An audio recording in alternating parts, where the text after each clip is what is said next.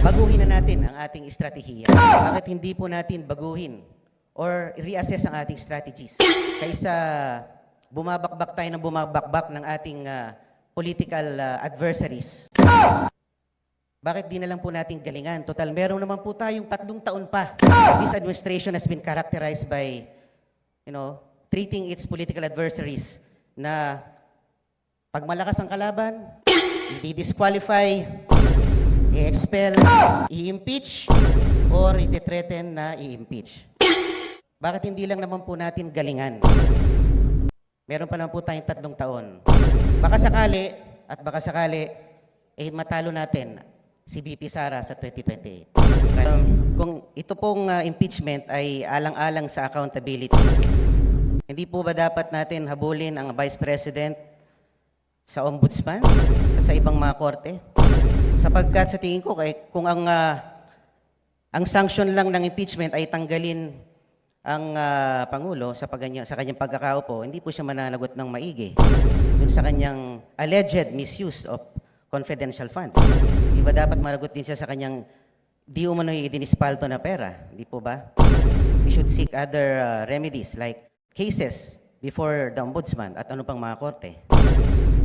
Madam Speaker, yung privilege speech ko po ay hindi po tungkol sa paghahabol sa Vice President. Ang privilege speech ko po ay tungkol po sa desisyon ng Supreme Court na gumawa po ng maraming requirements sa House of Representatives tungkol sa impeachment na exclusive power of the House of Representatives. Pagtatapos po ng 2024, sinabi po ng ating mahal na Pangulo na ang impeachment ay hindi importante. Sabi niya, this does not make any difference to any single Filipino life. So why waste time on it? And despite the admonition of the President, the House, through one-third vote, transmitted the articles of impeachment to the Senate.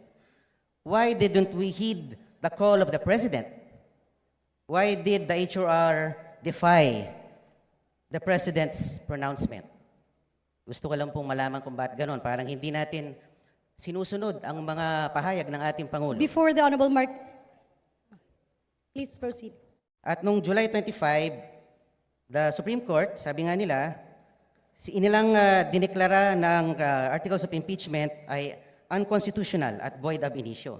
At pagkatapos noon ay nakarinig tayo ng mga pahayag mula sa House members na tila baga tinatakot ang ating mga maestrado na pwede kayong ma-impeach din tulad ng Vice President. And despite the motion for reconsideration submitted, the Supreme Court, through a press briefer, reiterated that the decision is immediately executory, notwithstanding the MR. And the Senate accordingly adhered to the decision by archiving the articles of impeachment. So ang tanong ko lang po why the continued defiance on the part of the HOR?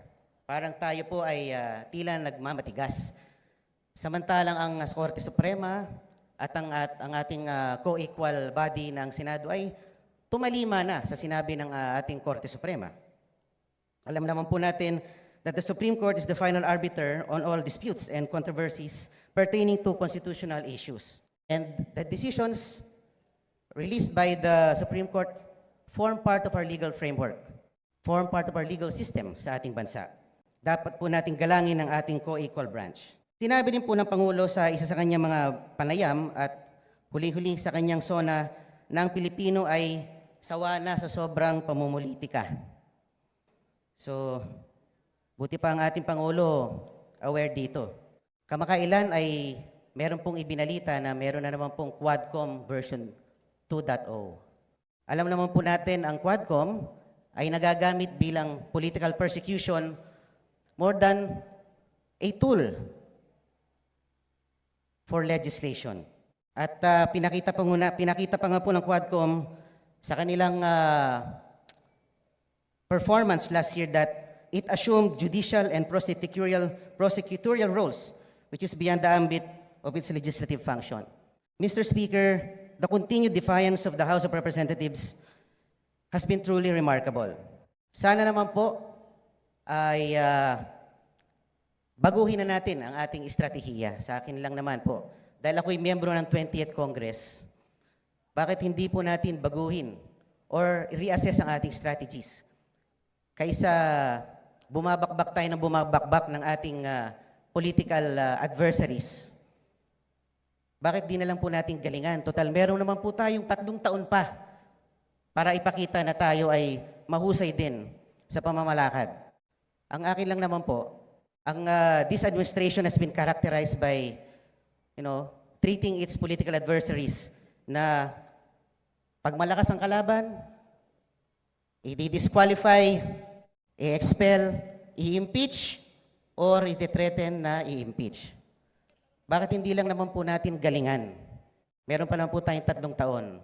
Baka sakali, matalo natin si VP Sara sa 2028. Ayan na mga kababayan, no? Grabe, pahiya dito yung mga taga-kongreso, no?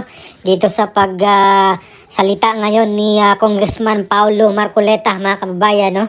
Nag-interpellate po siya dito sa privilege speech ni Congressman Nunoy Libanan na parang question niya itong Supreme Court na meron daw bagong rules, no? Patungkol dito sa kung paano yung proseso pag-file ng impeachment case, mga kababayan, dito kay VP Sara kasi marang may ginawa daw silang sariling rules, no? At dito mga kababayan, question ni Congressman Marcoleta, ni Kong Paulo, anak ni Senator Marcoleta, na kung accountability ang hinahanap, dapat kakasuhan na lang doon sa mga sa ombudsman o sa mga korte, no?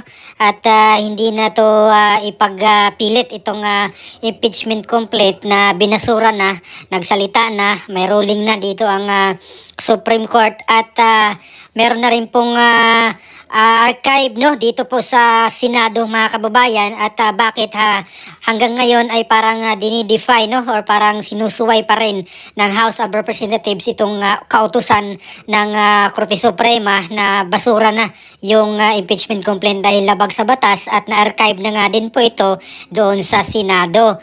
At bagamat sumagot si Congressman Libanan, mga kababayan, na siya yung minority leader, at siya yun din po, mga kababayan, no, siya yung supposedly leader ng House Prosecution Panel doon sa impeachment trial ni VP Sara, pero hindi na nga po nangyari dahil nabasura na yung impeachment complaint, mga kababayan, no?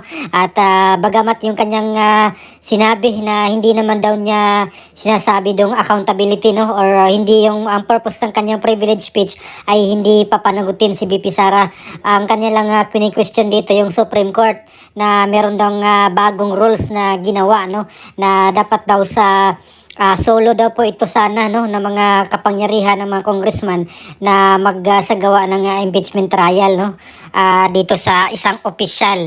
At pati dito, mga kabayan, sa Quadcom, no, hindi rin pinalampas ni Congressman Paulo Marcoleta itong Quadcom na napabalita na muling buhayin itong Quadcom at tatawagin itong Quadcom 2.0. At sinabi ni Kong Marcoleta na dapat baguhin na or magbago na itong approach, no, ng House of Representatives, na meron pa silang natirang 3 years daw, at sana ay magano lang sila, galingan na lang nila ang kanilang mga trabaho, ang kanilang pamamalakad, para kung sakali, no, na matalo nila si Vice President or si VP Sara sa 2028. At para po sa aking opinion, mga kababayan, napakaraming nasaktan, no, maraming nagpantig yung tenga ng mga kaalyado ni Speaker Romualdez dyan sa Kongreso na nakinig nung time na nagsabi itong si Kong Paulo Marcoleta, mga kababayan, kasi yung sinabi niya na dapat baguhin na yung approach, yung style ng Congress, no, ng mga congressman, galingan na lang nila, meron pa silang 3 years para matalo nila si VP Sara. At alam naman ng lahat na may ambisyon nga po sila dito, no, itong si House Speaker na tatakbong presidente sa 2028, at itong Quadcom yung isa sa mga pamaraan nila na tirahin yung kalaban, mga kababayan, sa politika. At in this time, or in this case, ito nga si VP Sara Duterte, or itong mga Duterte as a whole, mga kababayan, ito nga yung kanilang pilit na pinababagsak, no, pilit na kinakaladkad sa putikan, pero hindi po sila nagtagumpay dahil talagang solid yung suporta ng mga taong bayan, no, yung mga masa, mostly ang mga supporters dito sa pamilyang Duterte at dito kay BP Sara, mga kababayan. At dito nga ay mukhang mag-i-interrupt nga tong si Congresswoman Janet Garino dito sa pagsalita ni Kung Paulo Marcoleta, pero hindi po natuloy dahil hinayaan na lang siguro, mga kababayan, baka mapahiya siya. At for sure mainit yung ulo nila doon na narinig nila yung sinabi ni Kung Paulo na talunin na lang nila sa 2028 si BP Sara. Galingan nila para matalo na si BP Sara sa 2028. At itong Quadcom na nga ginamit ng instrumento para sirain ng kanilang mga kalaban. At may pananakot pa na ma-impeach, no, or impeach ang kalaban, mga kababayan, ay hindi po maganda, no, para sa akin. Dapat magtrabaho na lang sila ng maayos para matalo nila si BP Sara sa 2028 presidential election. At lahat-lahat naman ng ito ay puro politika, no? Ayan, so magkaalyado naman sila noon, pero dahil sa ambisyon ay nasira, mga kababayan. At sabi pa nga ni Atty. Rowin Agbanson na itong si House Speaker Martin Romualdez ang sumira ng unit team, no? Itong unit team noon ni President Bongbong Marcos at ni VP Sara Duterte.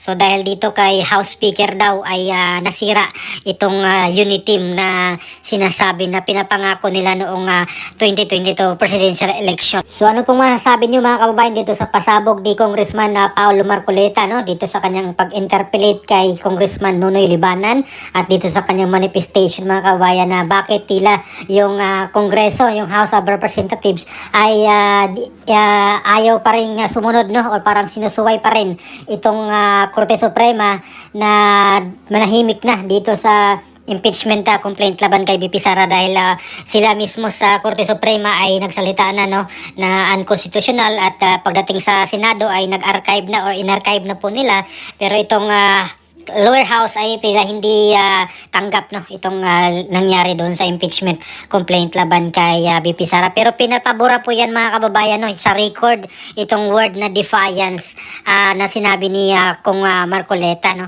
Parang hindi tanggap nila, mga kababayan, nun. Masisira sila or ikakasira talaga nila yung word na defiance pa rin or pagsuway doon sa kautusan ng Korte Suprema na void ab initio at unconstitutional, immediately executory yung impeachment complaint nila laban kay BP Sara. So please comment down below. Maraming salamat. God bless po sa ating lahat.